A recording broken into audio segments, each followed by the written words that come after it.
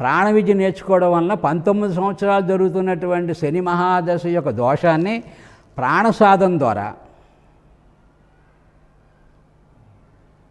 ఈ శని నక్షత్రం, ఇప్పుడు బుధ నక్షత్రం ఇప్పుడు చెప్పాను ఇవాళ, ఈ బుధ నక్షత్రం బుధుడు, బుధ మహాదశ 17 సంవత్సరాలు, 17 సంవత్సరాలు మీకు నేటుగా ఉందనుకుందాం. ఈ 17 సంవత్సరాలు ఉన్నటువంటి ఈ దశ మీకు బాగలేదు కాబట్టి బుద్ధి బాగోదు, ధన నష్టం, మానసిక సంచలనం, మెంటల్ ఎఫెక్ట్లు అనేక వస్తాయని చెప్పి చెప్తుంటారు. అంటే మానసికమైనటువంటి ఇబ్బందులు కలుగుతాయి. ఆ ఇబ్బందులు కలగకుండా ఉండడానికి ప్రాణశక్తిని పట్టుకుంటే ఈ బుధ నక్షత్ర సమయంలోని బుధుడు ఎక్కడున్నాడు, చంద్రుడు అనేటటువంటిది తెలుసుకుని ఆ బుధ లగ్నంలో ఆ బుధ లగ్నానికి ఉన్న స్వరాన్ని నడిపించినట్లుగైతే ఈ బుధుడు నాడు సమయం 17 నిమిషాలను, నీ 17 సంవత్సరాలు కూడా 17 నిమిషాలు, నెలకొక్కసారి 17 నిమిషాలు నడిపితే ఈ 17 సంవత్సరాల గ్రహదోషానికి తొలగిపోతుంది. ఇది రహస్యం. అర్థమైందండి? అర్థమైందండి. ఎంత రహస్యం ఉన్నా చూడండి నక్షత్రాలకి, అంటే జ్యోతిష్యానికి. అంటే జ్యోతిష్యం అంటే జాతకాలు చెప్పడం కాదు.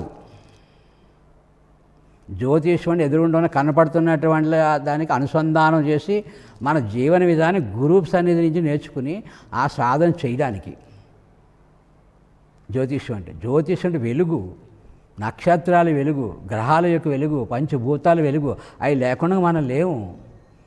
వాటికి అనుసంధానం చేసే విధానమే గురువు మనకిచ్చినటువంటి ఉపదేశం. తద్వారా భగవంతుడి దాకా మనం వెళ్ళగలుగుతాం.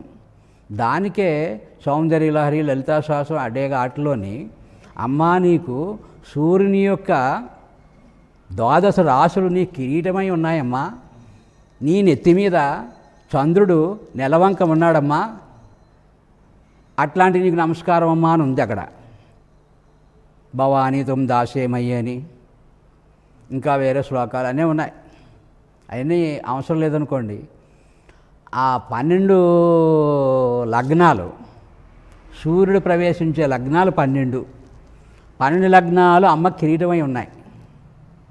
అంటే 27 నక్షత్రాలు అందులో ఉన్నాయి 108 పాదాలతోటి. ఈ చంద్రుడు ప్రతిరోజు కూడా ఒక్కొక్క లగ్నంలో ప్రవేశిస్తున్నాడు. ఒక్కొక్క లగ్నంలో 3 రోజులు ఉంటాడు, దగ్గర దగ్గర 2 రోజులు సుమారు ఉంటాడు. అంటే 3 రోజులు ఉంటాడు. ఆ 3 రోజులు ఆ లగ్నానికి ఉన్న స్వరాన్ని ఆ రోజు నడిపించినట్లయితే ఆ లగ్న దోషం పోతుంది. అర్థమైందండి? అంత డీప్గా ఈ రహస్యాలు ఉన్నాయి అందులోని. అప్పుడు దీని అందుకుంటే పర, పశ్చంతి, మధ్యమ, వైఖరి అంటే కూడా అందులో అర్థమవుద్ది. పర అంటే నక్షత్రాలు, మధ్యమ అంటే గ్రహాలు,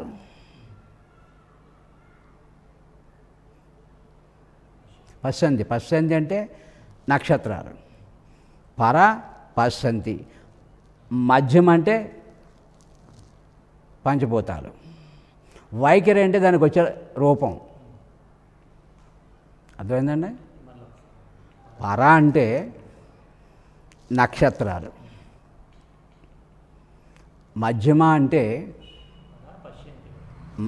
పర పశ్చంతి, పశ్చంతి అంటే గ్రహాలు, పర పశ్చంతి, మధ్యమ అంటే పంచభూతాలు, వైఖరి అంటే దాని నుంచి వచ్చేటువంటి జన్మలు, ఈ రూపాలు. అర్థమైందండి? అర్థం లేదండి. ఇది మామూలు విషయం కాదండి మీకు చెప్తున్నా. ఇప్పుడు భారత భూమి అంతా తిరిగినా, 4 వేదాలు చదివినా ఈ విషయాన్ని మీకు ఎవరు చెప్పరు. మీరు ఏ నక్షత్రంలో పుట్టారో ఆ నక్షత్రం మీకు పర అవుతుంది. ఏ గ్రహం ఉందో ఆ గ్రహం మధ్యమ అవుతుంది, పర పశ్చంతి అవుతుంది. మరి ఏ తత్వంలో పుట్టారో, మీకు ఏ తత్వం అయితే ఉందో, అంటే ఏ లగ్నంలో పుట్టారో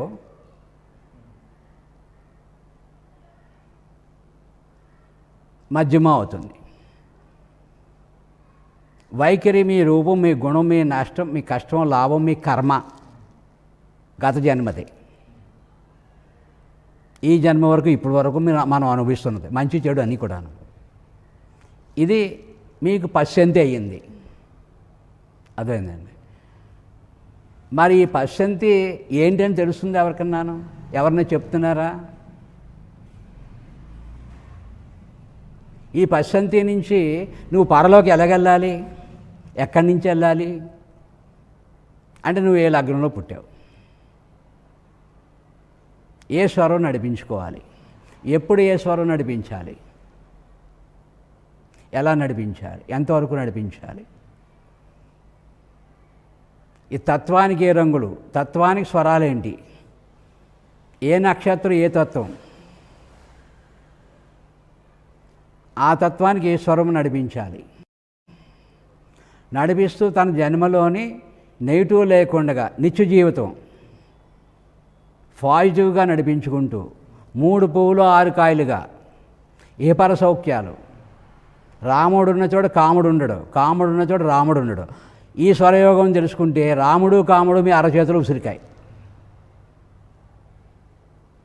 ఇది సత్యం. ఎందుకంటే ఇదే సరస్వతి. మీ ప్రాణశక్తి సరస్వతి, మీ వాక్శక్తి. ఆమె ఈ మాట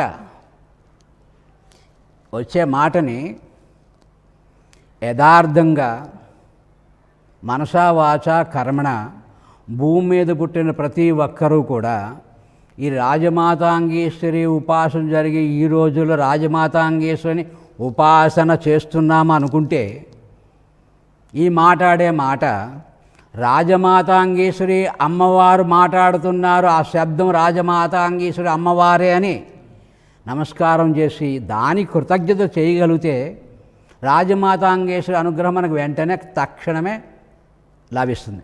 తద్వారా ఏమవుతుంది, ఈ భూమండలం అంతా కూడా త్రైలోకాధిపతి వచ్చి తీరుతుంది. శాస్త్రం అదే. ఆ మాటకి పాజిటివ్గా వచ్చింది, నెగిటివ్గా వచ్చింది. ఆ నెగిటివ్ థింకింగ్ చేస్తున్నాం కానీ ఇది అమ్మవారు అని ఎవరైనా అనుకుంటున్నామా? అమ్మవారు అని అనుకుంటే అమ్మవారి యొక్క అనుగ్రహం ఎంత అపారమని అర్థమవుతుంది మనకి. ఆ కరుణ నెగిటివ్గా మాట్లాడింది అనుకోండి, అమ్మా అనేక జన్మల నుంచి నేను ఎన్నో తప్పులు చేశానమ్మా, నన్ను క్షమించు. అపరాధ సహస్రాణి క్రియంతే అహర్నిశం మయా దాసోహమితి మత్వ క్షమస్వ పరమేశ్వరి రాజమాతాంగి అనే ఆ మాటకి, ఆ శబ్దానికి, ఈ భూమండలం ఉన్నటువంటి వారు అందరిలోని కూడా వచ్చే శబ్దానికి, నెగిటివ్గా వచ్చే శబ్దానికి ఆ నమస్కారం చేస్తే ఆ నెగిటివ్ అంతా కూడా పాజిటివ్ అయిపోతుంది, అనుగ్రహం లభిస్తుంది. క్షమాపణ వేడుకున్నాం కదా. పాజిటివ్గా వస్తే అబ్బా అమ్మా నీ అనుగ్రహం ఏమని చెప్పనమ్మా, ఇంతకాలాన్ని నా జన్మ తరించిందమ్మా, నా తపస్సు పండిందమ్మా, ఈ రోజును నన్ను అనుగ్రహించావమ్మా అనే ఆలోచనతో నమస్కారం చేయగలిగితే అప్పుడు కూడా భూమండలం అంతా పరిపాలించగలుగుతాడు. మీ మాట మంచిదైతే ఊరంతా మంచిది అవుతుంది, మీ మాట చెడ్డదైతే ఊరంతా విరోధం అవుతుంది. అది సామెతే కదా ఏమండి.